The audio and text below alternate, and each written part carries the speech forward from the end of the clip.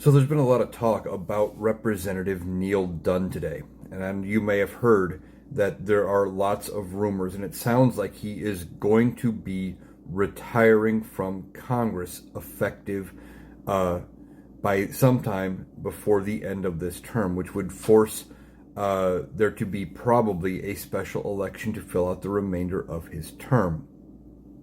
Now, beyond that, sounds like he's also, obviously, if he's retiring, he is not going to be seeking re-election.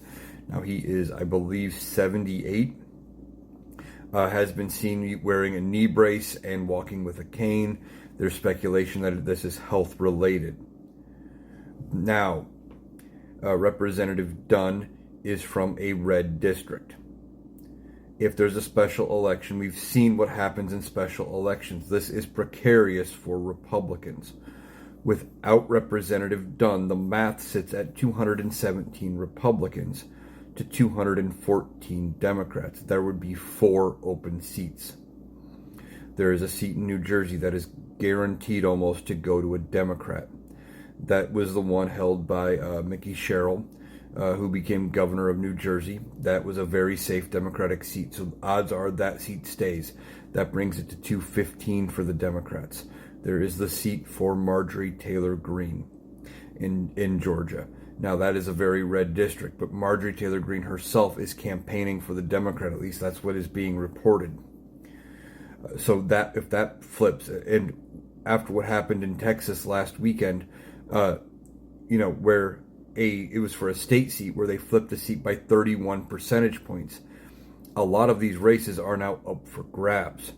So if Marjorie Taylor Greene's seat flips, that brings it to 216 for the Democrats, and there is a seat in California that is open after the passing of a Republican representative. If that seat flips, and that seat is going to be affected by redistricting. So we don't know what kind of a candidate, if there is even going to be a Republican in that race because of the redistricting or what they're going to do there. If by some miracle all 4 of those seats flip Democrat, Democrats would have control of the House before the midterms.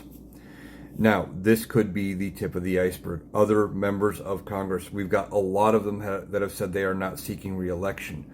Even more could decide to retire early, or others that haven't come forward yet could also decide to retire early.